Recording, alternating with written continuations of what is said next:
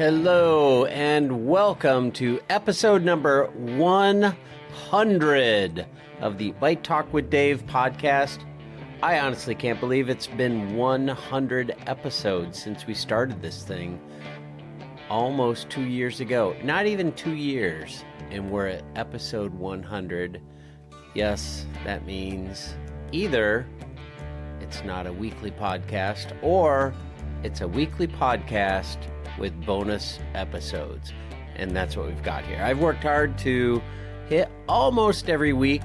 I might have missed 1 or 2 weeks, but definitely do have some bonus episodes, some shorts, some bike talk tech, all kinds of fun stuff. But thanks tons for everybody for listening these past 2 years, past 99 and now 100 episodes. Truly appreciate you tuning in. So who's my guest for episode number 100? It is none other than, you guessed it, Torbjorn Roed. I know I'm not doing his name justice. We talk about that. Dude is from Norway. He followed his brother here to the U.S. from Norway to go to school at the Colorado Mesa University and pursue not just a degree, but also a career in cycling. While in college, he landed a spot on one of the top amateur teams in the U.S., Above and Beyond Cancer, or ABC. It was this summer, while riding with ABC, that he not only wore the leader's jersey at the Tour of the Gila, but he also won the Kansas-Belgian Waffle Ride. And then he took on the 35 pros in the Lifetime Grand Prix, including friends of the podcast, Peter Stetina, Lance Haydet, Cole Patton, so many great riders. He took on these 35 pros in the Lifetime Grand Prix and won the final event in Bentonville, the Big Sugar Gravel Race in the middle of October. He's looking forward to some time off now, but also forward to next year when he's landed a spot on one of the top domestic professional teams, Project Echelon. He was kind enough to take some time after Big Sugar to hop on the Bike Talk with Dave podcast, and I hope you enjoy getting to know this rising star. But before we dive into the show, I gotta give a shout out to Ibex Clothing. IBEX. Ibex Clothing. The weather has turned cold and I've been enjoying my Ibex Wool Air Hoodie. It's an ultralight puffy jacket. It's not stuffed with goose down or polyester, but freaking merino wool. It's merino wool stuffed puffy. I haven't used it in all conditions yet, but I have had it out on some very chilly walks in the rain, windy days, cold days, and the PFC-free Blue Sign certified fabrics, i.e. they're like eco-friendly, kept me warm and dry. It's just super comfy, cozy, and warm. I love it. And I have to mention this. While I was listening to some podcast from Backpacker Magazine, where some dude was happy to get out of the backcountry or off a mountain alive when he got stuck up on some wall or something, when he was asked what he learned in his ordeal, what he said was that he will always wear bright outerwear. And the reason is, when he was stuck up on the mountain or wherever he was stuck, I honestly don't remember, but it was epic, I'm sure. What he was wearing was what he described as an earthly colored jacket. You know, the stuff you go in and it's like muted greens and dark blues and maybe a little bit of like tan or rust color. And he said he blended right into his surroundings, making it really hard for rescuers to find him. And my Ibex jacket is bright orange. If I get stuck in a tree funnel when skiing this winter, or if I get lost while fat biking up north, I'll be warm and dry, and I will be easy to see. Now, I also take the Sun hoodie, which is a merino wool pullover, and I throw it on underneath there, and water and cold ain't got nothing on me. I love them. They're comfortable and warm, and wool. Like, talk about, wool. It's awesome. So if you're looking for some great wool activewear, I honestly can't say enough good things about Ibex. I'd highly recommend doing some shopping on ibex.com. Now, enough of that. Let's chat with Torbjorn Roed.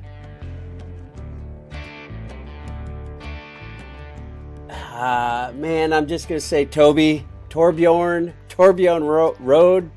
I know I'm Americanizing that name with the best of them, and I know that. But I'm super stoked to have you on Bike Talk with Dave. We got a lot of stuff to talk about, and I'm going to let you introduce yourself as if you were back home in Norway. Hey, my name is Torbjorn Roed.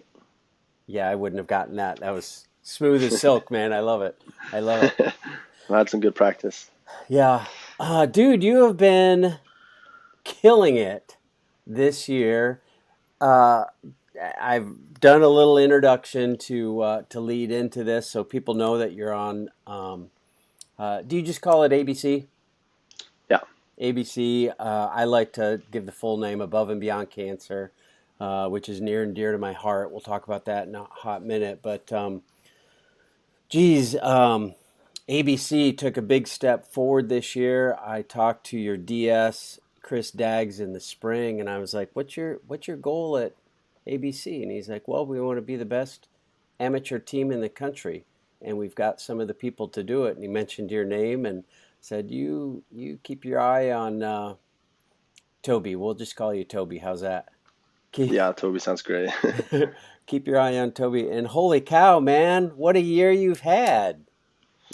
It has been a really good year, and yeah, definitely a lot more than I expected coming into the spring, and all the opportunities I've had, it's been awesome. So yeah, really good season. It is a really good season, and I'm curious how you got there, to be honest. You're Norwegian. I don't know if people could tell you that from your accent or by your name with like B's and J's and R's and stuff in it. Um, uh, but I'm curious what brought you to the States in the first place. Um, I could answer part of that, but I'd rather you. So, what brought you Yeah, to the States? well, I moved here because of college back in beginning of 2018. And yeah, it's how we're doing a school system in Norway. Sports and studies are not really combined. So Hmm. for me to keep writing properly and get better, and I really need to change it up a bit and combine it with studies. So it was kind of that, and ended up in Colorado because of the weather. It's just dry and sunny most of the time, and made it easy to do a lot of training. You ended up at Colorado Mesa, which is Yes. in Grand Junction. Is that right? Yes, all the So, way on the west. very west. Next stop, Utah, right? Yeah, it's about 20 miles. Yeah. Um, how'd you end up at Colorado Mesa? Why there specifically? So it comes from my brother was touring some schools a few years ago because he actually went to college here first. Hmm. And then he had a good time and I went to visit him and I kind of just like I want to go here too. So I looked at some other schools, but CMU worked out really well for me. It had what I wanted to study, which is computer science, and yeah, just really good combination of trails, roads, and skiing in the winter as well. Mm-hmm. I assume cross country. Mostly cross country, yeah, but I do some backcountry and yeah, skis and resorts as well. Oh, cool. You are from Norway. Is that what you do? Did you grow up skiing? Yeah, I've been skiing since I don't know, since I could walk, and yeah, we skied to school, in elementary school, and yeah, I was racing until I was 14 or something, 15. Had you So considered continuing racing skiing? There's some good skiing schools in the States here.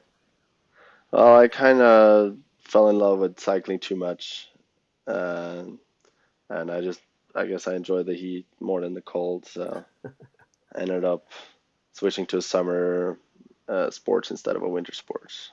Fair enough. I respect that. I fully respect that. Yeah.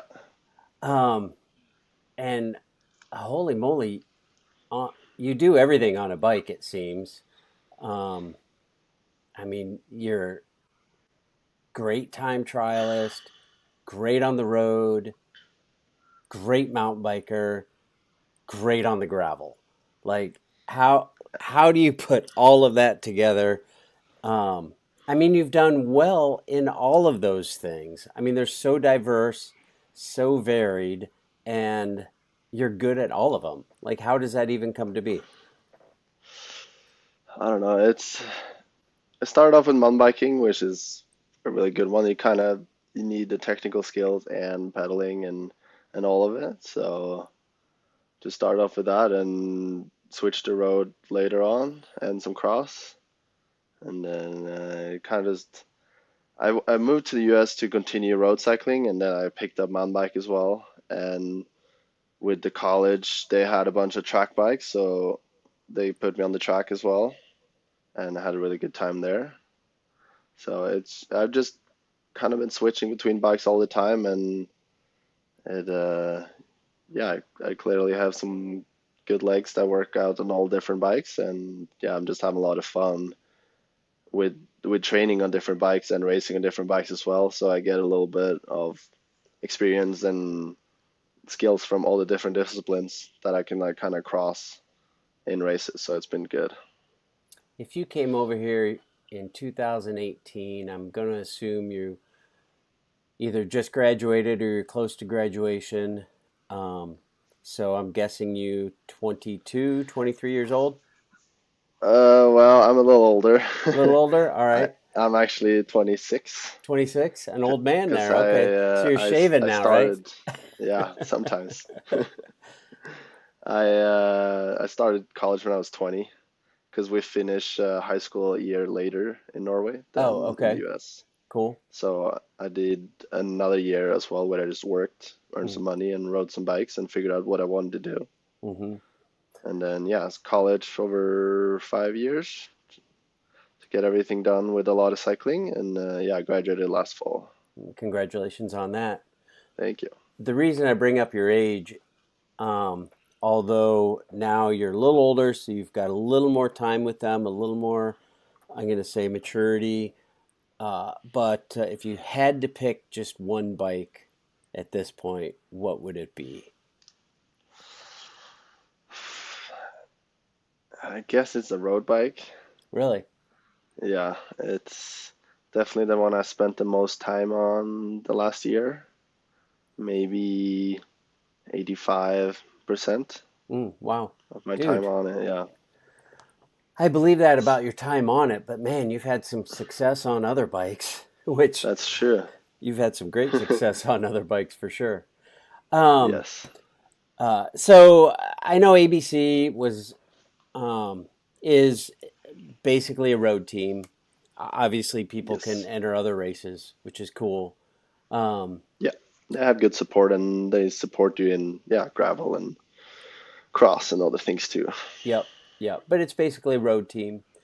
Yes. How'd you end up on ABC? How'd you end up making that connection and landing with Randy, Dags, and the crew?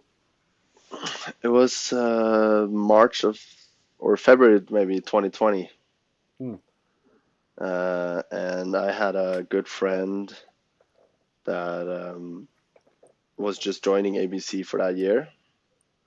And he's from Utah, so I don't know how he first got in contact with ABC, but somehow he did. And he kind of mentioned it for Randy that I was good at pedaling. And we were down at VOS in Phoenix.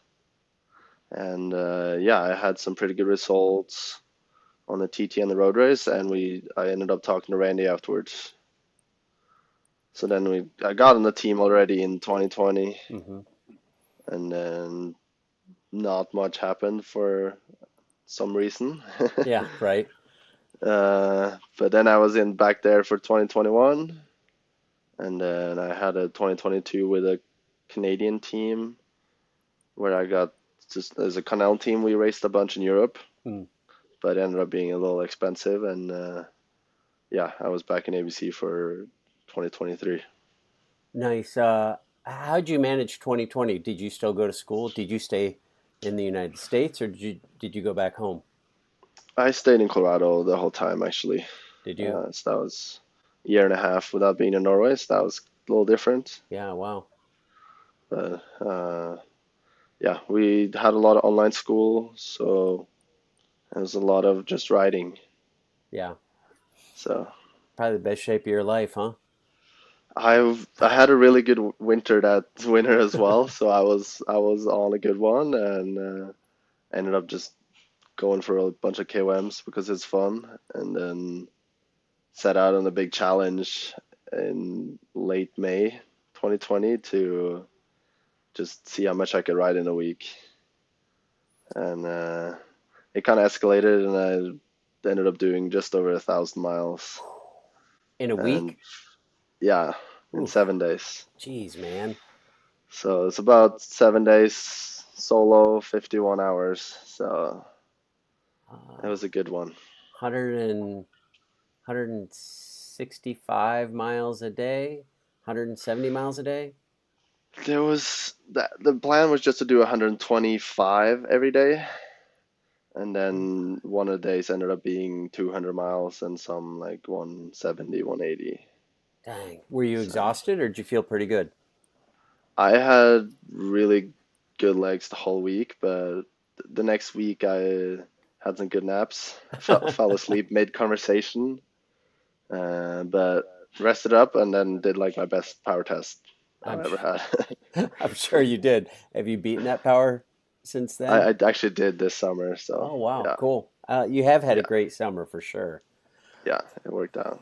Let's talk about this summer. And geez, man, you guys started out with a bang. Tour de Gila. Tour de Hilo was really good. It was really good. Tell me about For that. an, I've been very excited about it from last year after taking this stage win and being in a leader's jersey, and then yeah, kind of losing it on the time trial.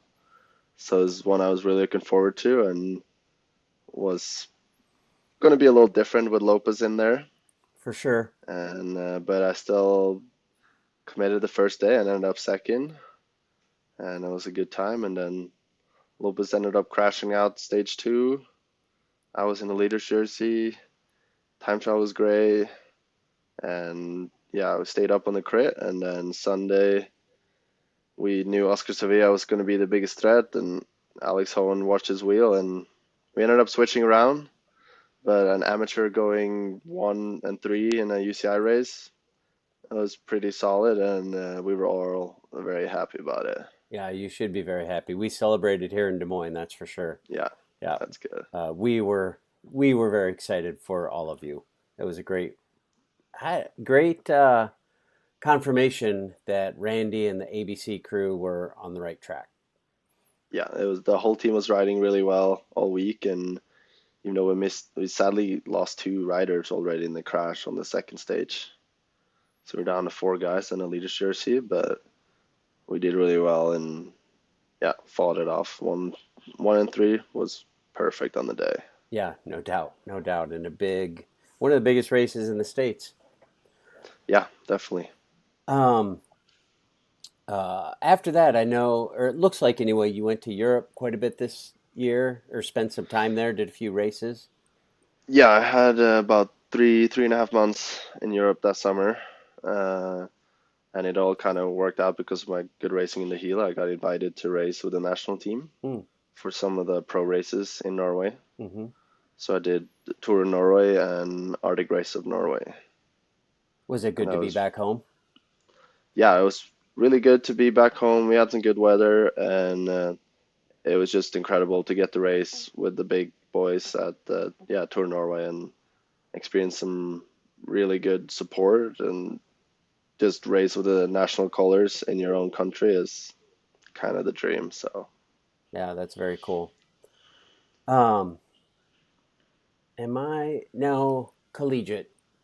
Collegiate mountain biking, you were silver medalist, right? I got gold last fall. Oh, you did get gold. Okay, cool. I Yes, missed that. So I I had. mean, can you wear a Stars and Stripes as collegiate Well, national champion? What do you get for that? you do get the same jersey, but you can only race this in the collegiate races. Well, that's all right. So yeah, Yep. Get your master's but degree. Do you have any I any think I'll stick to riding. fair enough, fair enough. Get your master's degree in cycling. Yeah.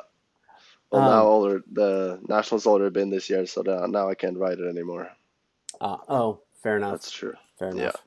Well, it's still kind of cool. That's kind of interesting. So in one year, you had both the Stars and Stripes and the Norwegian flag as a jersey. Yeah. That's kind of cool, huh? Yeah. That's got to be unique. It's pretty cool. Definitely a cool part of cycling where you can have your flag on your chest. It means something special to like win it. No doubt. No doubt. So back in the States here, after your trip to Europe, I feel like you kind of took to gravel. Yes. Some Belgian waffle ride. Can I say success? Can we do Yeah. spoilers? Some Belgian waffle ride success, and then holy moly, great big win. I don't know. I feel like that was a huge win this weekend at Big Sugar. That was It was definitely a huge win. Yes. yeah. Very, very happy about it. Let's go back to Belgian waffle ride. Those are unique races. Kansas, I've heard the course is awesome, fun, challenging, uh, just a really cool course. What happened there? Talk me through Kansas. It was a really fun race. Probably might be the most fun race of the season. As you said, they have some really good gravel roads in the area. Kansas is great for gravel roads. Hmm. More hilly than I expected, but I went down there early with a buddy of mine, and we checked out the course. But yeah, race was good. Legs were great from the beginning. We had I guess 10 guys that was really fast at the race, and we stuck together for a while, some gaps here and there, and then towards the end, it was the five of us had some attacks and one guy solo off the road. But at the end, I was able to just stick it in the headwind and first into some single track at the end and just kept my gap all the way. So that was a really good race. Yeah, that's awesome. Congratulations on that. That's a big deal. Those races are not laughable. They're great. That's a good win Yeah, for you right there for sure. I'm sure you know that. I, yeah, I was super happy about it, and I was afraid I was going to be a little less hungry for the next weekend mm-hmm. because I kind of got a big victory. Yeah. But I also knew this weekend was the last for the of the season, so I was going to give it all.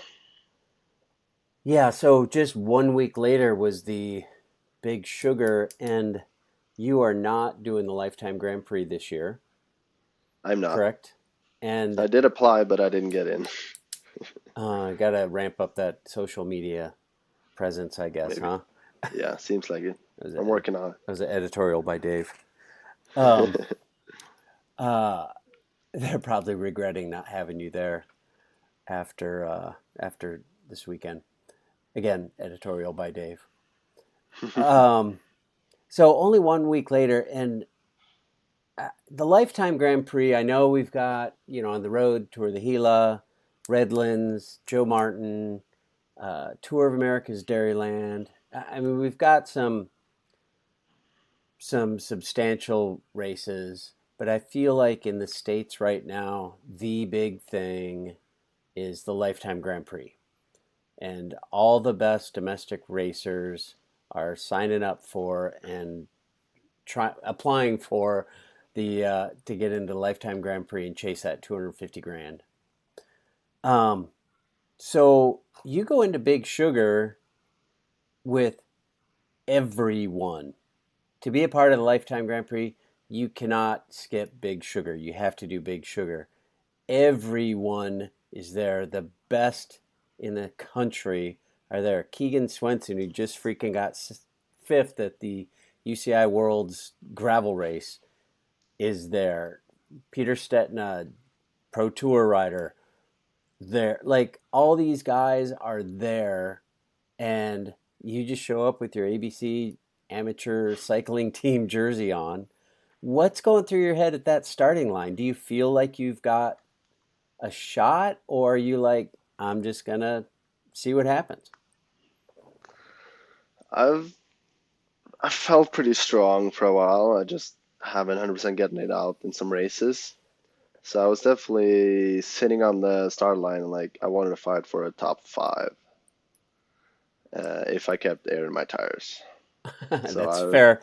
Some people yes, didn't. Some people had a real hard time exactly. keeping air in their tires. Were you? So How far back did you start? Like where's the front line, and then where are you? I lined up pretty early, so I was pretty much on the wheel of Keegan, I Oh, think, Keegan smart. or Cole. Yep. So that wasn't an issue, but it's like 6, 7 miles of road in the beginning Oh, on right. behind a somewhat of a neutral start. So it wasn't going to be a problem, Hmm. but it was I think it was 95 starters in the elites, Wow, which is a pretty big field. that is a big And as you field. mentioned, everyone that's good was there, and they were there. Yeah. Are you at all So intimidated, or do you have confidence, especially after Belgian Waffle Ride? uh, definitely pretty confident, but I know that there's some other big names there, including Keegan. Um, but I was gonna pack a punch on the day, and yeah, they were not gonna just ride away from me. Attaboy. Describe that course. It's very chunky, sharp rocks. Uh, Coming from BWR, Kansas, I like the roads there better. You do. You know Yeah, everybody who flatted talked about the Flint in the yeah, the Bentonville area, Flintstones. Yeah. but you also know that where BWR was held are called the Flint Hills. Oh, I So didn't it's know. kind of the same rock, which is Yeah, interesting. but it seemed to just be smaller in Kansas. Ah, cool, Yeah, cool. yeah, and just there, and there's more like a double track on the gravel Uh huh. in a way. Like there's two lines you ride in, and then if you're outside of that, there's just rocks pinging everywhere. Okay. So So it's pretty not well traveled gravel, maybe. yeah, it seems like it's smaller roads. Huh. Okay. Hilly. Tell me about the hills. There's some hills, definitely not like a hilly heavy event, Hmm. but there's some hills in there, particularly to around mile 65 or something, which have they're pretty steep and a little looser, Mm-hmm. but most of them were no more than 10% and pretty good gravel. So it's more like the descents were rough because you're afraid of flatting. Dig it. Dig it. But I did have one early flat about like 15, 20 miles in, but it sealed and I just CO2'd it and kept going and caught up with the lead again. So it worked out. How big is that lead group? At this point, it was maybe 20, 25. So you're basically Yeah, riding with the top 25 gravel riders in the world. yeah, That's pretty cool. at that point. Um, uh, Take me through the final. I mean, what all happened? How'd you pull off the big V? About 7, 8 miles left, we suddenly got caught by Alexi, Lachlan, and Alex, I think. And then we're up to 10, and I was not super happy about that. Do you And typically have a then good sprint? I don't. Oh, I normally don't have a good sprint, and I don't trust it. fair enough. You come from I don't know if you come from, but you've got a good time trial, so I can Yeah, imagine that's your hope is to ride away from everyone at some point. yeah, that was more of my goal. So I stayed to the back of the group with Lachlan. Lachlan had an attack and I followed, and we tried to get away, but Keegan was right on us, and the other guys followed. So, and then there's 3 miles out, there's one steep kick here. Keegan goes at it all the way up, and we're down to 6 riders. Uh, I roll over the top trying to stretch it out, but nothing really happens. Single track we get through without any issues, but we're passing some 50-mile riders, so it's kind of sketchy. Yeah, I bet. Uh, but then like the last little ramp into half a mile to the finish, and Cole took the lead and pedaled, and I kind of just stayed in the back, tried to go for a move around the corner into the finish stretch, but I got kind of cut off and then blocked in, but got on the wheel, and Alexi opened first.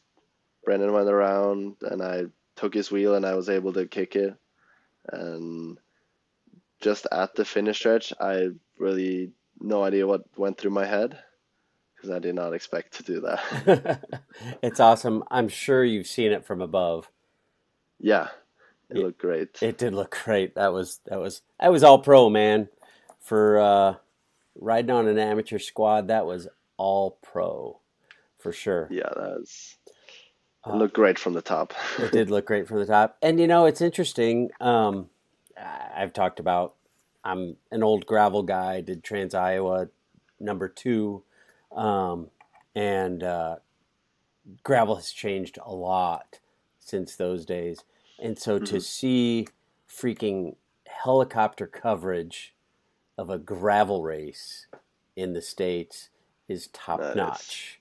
that is pretty cool. Yeah. That is super cool. So uh, save that file. Like download that and save that file for when I you're like have. showing your grandkids or whatever. Oh, back in my day.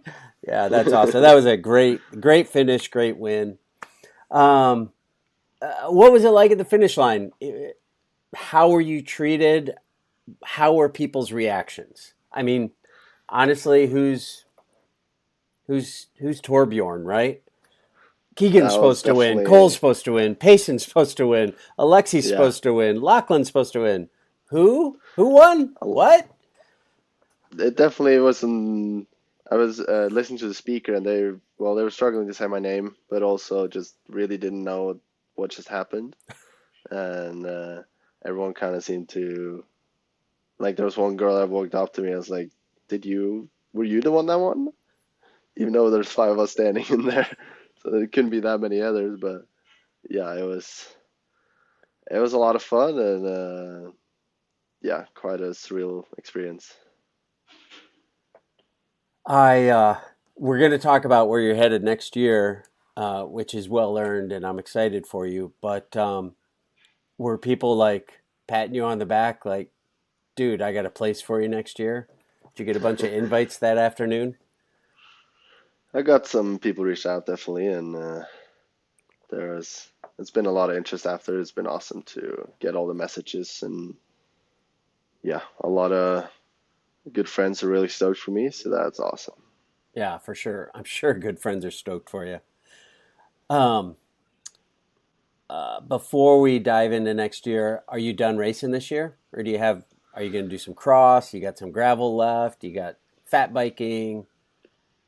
This is the last event, so got to get into shorty off season and start training because we got road races already January 24th. Yeah, you guys Not go too long. somewhere, right? Somewhere warm, south, Mallorca, we go Mallorca.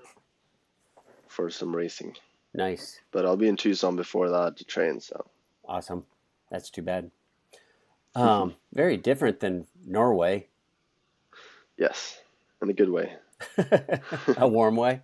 I Yes. love it. So you wrap up the season with a big victory for ABC. I should tell you, I don't know if you know. Do you know that, like, does Randy, I don't know if Dags would, but do they talk about what ABC is and the mission and where you guys fit into that mission? Yes, What do you know about Above and Beyond Cancer, Above and Beyond Cycling about the Team? nonprofit. Yeah, yeah. What do you know about that, and how do you feel about supporting it through your successes with that on the front of your chest? I feel like it's a pretty good cause to support uh, to help cancer patients to get out there and get to do some adventures. And yeah, like I believe as well that mental health has a lot to do with fighting illness and being physically active, so that we get some that we help spread the word about the cause and getting more people to get adventures while going through treatment or just finished is it feels good to think about that in background and know that we're maybe making this place better. Well, I think you have a part in that for sure. Yeah, Um, have you met Dick Deming, the founder? I'm not. Does he interact with you guys at all? We haven't really interacted. We've tried to get on a dinner or something together in Iowa, Mm-hmm. but it just hasn't recently worked out. No, dig it.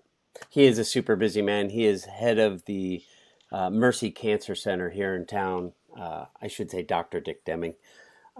Dr. Richard Deming is what I should say. I know him as Dick. He's a cyclist, great friend. We see him on Ragbri all the time. He's been a good friend for a long time. So, yes, Dr. Richard Deming is how I should refer to him. He needs to be on the pod too, don't you think? Yeah, you Yeah, should definitely. definitely. I will work on that. We'll do a whole history of Above and Beyond Cancer, which has a rich history here in Des Moines that began really at the base of Mount Everest, which is kind of a fun story. But y'all will have to tune into my podcast with Dr. Richard Deming. um, all right, I'm getting off that. I'm going to move on to next year because I'm super stoked for your next year too. Um, Jumping onto a team with a friend of mine, Mr. Matt Zimmer. Where in the world is Matt Zimmer? Um, Project Echelon, which also is a nonprofit organization with kind of a cool mission and great story. But Yes. how'd you end up with Project Echelon? And then, well, how'd you end up? And then I will ask a follow up question. Uh, well, I racing fast. uh, Wait a we've minute. had some. Is your resume written on your legs? It should have been, Yeah, but yeah, I pretty think it much. is. No, I think it is. I Uh, think it actually is. uh, yeah, I was talking with them a bit last year, and yeah, the with like a little late message last year, sadly. Mm. But then we talked already from Gila this spring, and they were interested in keep building a program and want some more riders. So that kind of just ended up being a good way to go. Cool. They're primarily a road team, although I mean it feels like ABC where the guys can, if they want to go do Belgian waffle ride or Big Sugar or Schwamigan or Leadville or whatever, they're free to do that. But obviously there's a road schedule which is Yes. fairly structured. Um, where's that fit into your world next year? And I say that because you just freaking won Belgian waffle ride and you just freaking won Big Sugar, and now you're jumping onto a predominantly, and not that ABC isn't, but you're jumping onto a predominantly road heavy team. It's gonna be a lot of road, of course, and that was the main plan. It might be a little bit more gravel as well after these last 2 weekends. It's really working out for me. So, but you have a big squad, so everyone can't race every event. UCI races normally have max 6 or 7 riders, Hmm. so everyone can't go to every race. So I assume it's going to be working out pretty well with doing a bunch of road, but also getting some gravel events in. Any gravel over mountain bike even? Probably won't be too much mountain bike, other than maybe the lifetime mountain bike events. Um, so yeah, might hop on a. There's a local mountain bike race here in Grand Junction that's always fun to do. So if it fits in, I'll probably do that. What about that one up the street that starts in this little town called Leadville? Yeah, that one is definitely on the list. Are you, and I don't know if how people talk about that this time of year, but are you applying for lifetime this year?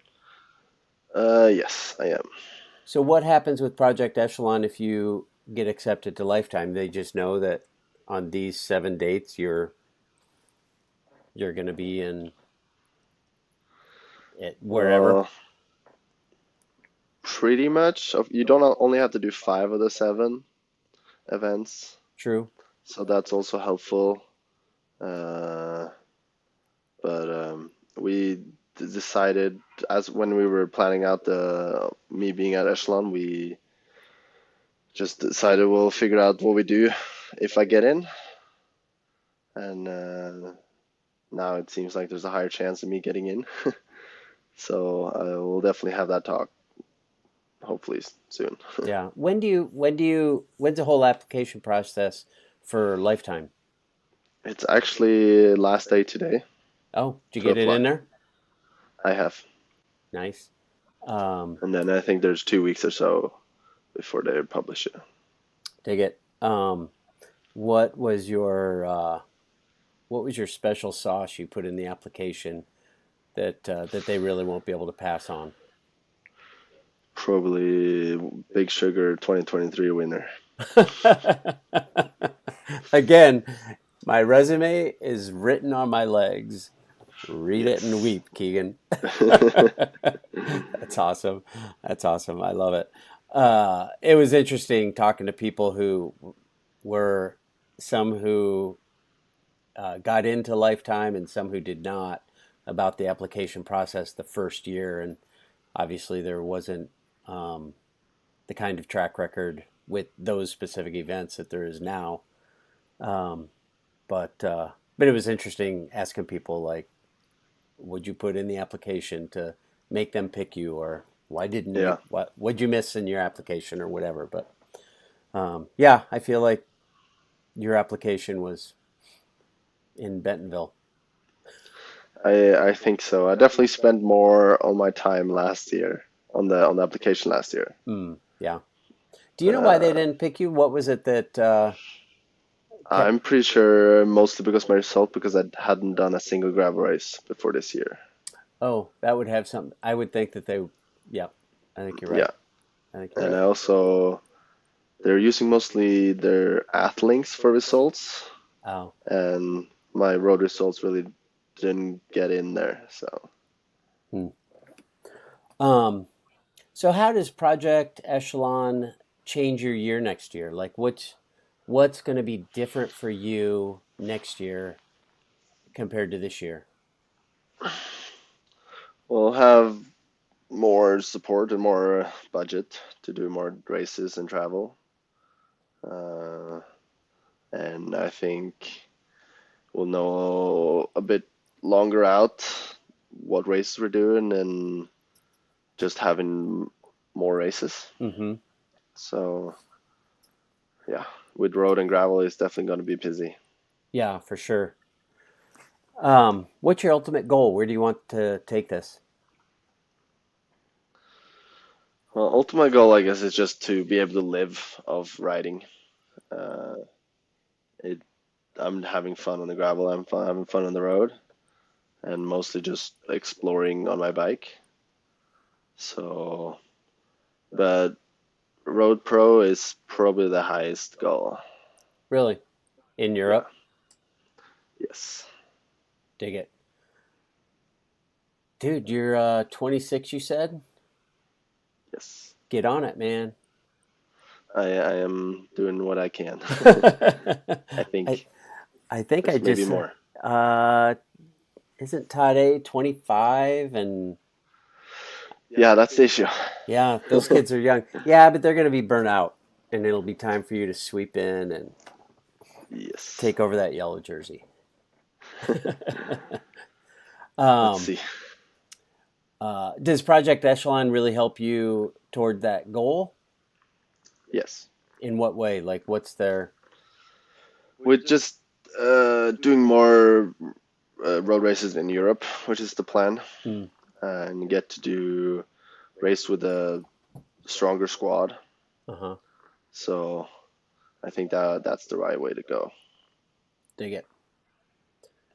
Well, I think you've had a great year. You've really helped out ABC, putting a stamp on their year. You and your teammates have successfully made me eat my words when I was making fun of Chris Daggs when he said we want to be the top amateur team in the United States. I feel Hmm. like you guys did a pretty good job at making that come true. So congratulations on your great year, and I hope you have a super fun year with Project Echelon. Those guys seem super fun. Yes, we had a team call already, and it seems like it's a good squad of guys, which we also had on ABC this year. It Hmm. was just remember Team Cap back in February. It was just the coolest squad. So it's definitely really important to just have a good group of boys and just have fun to go fast. Have you been on the Sticky Bottle yet? Their podcast? I'm not. You better get on that. Yeah, let's see if there's an invite. Now I'm on the team. Yep, yep. Um, that's awesome. Well, I appreciate you coming on Bike Talk with Dave. We'll be watching next year as you head to Mallorca in January. Go to Mallorca in January. Yeah, That's awesome. And watch your season. And it'd be fun to be cheering for you in the Lifetime Grand Prix as well. thank you. Thanks for having me. Oh my gosh, what a great year he's had, and what a big couple of wins to round out his season. Now, I know I'm excited to follow Torbjorn's season next year on the Project Echelon squad, and if you are, you can give him a follow on Instagram. Just look for his name, I'll spell it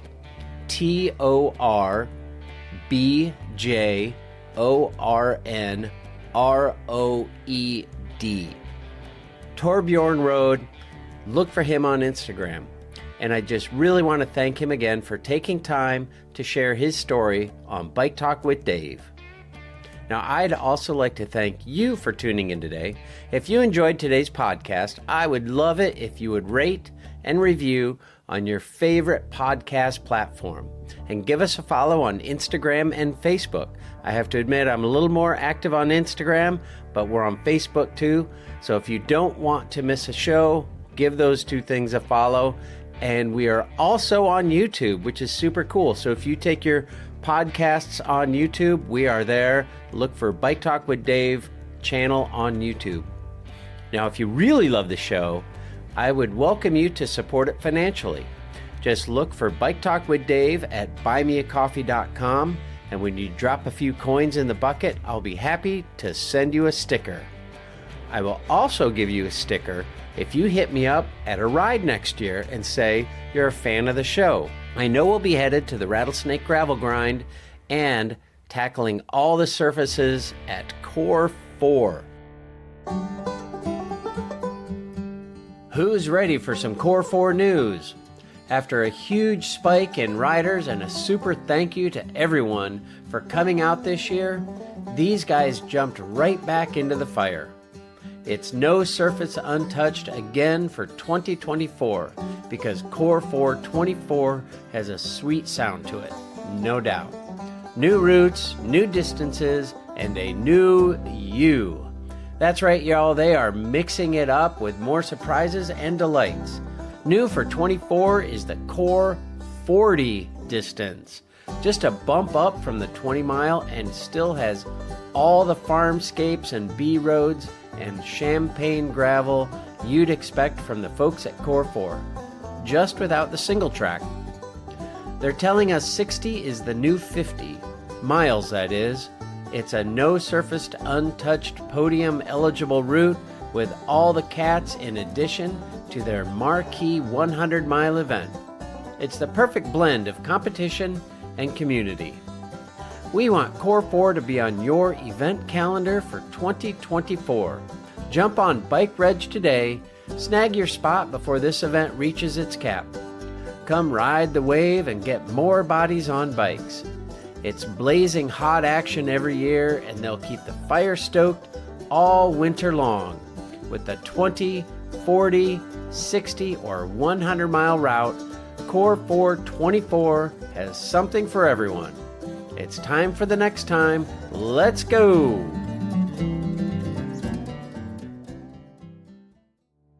Thanks so much for tuning in today, and remember, every episode is available on your computer or other device at biketalk.bike. I hope you have a great week, and remember that nothing compares to the simple pleasure of riding a bicycle.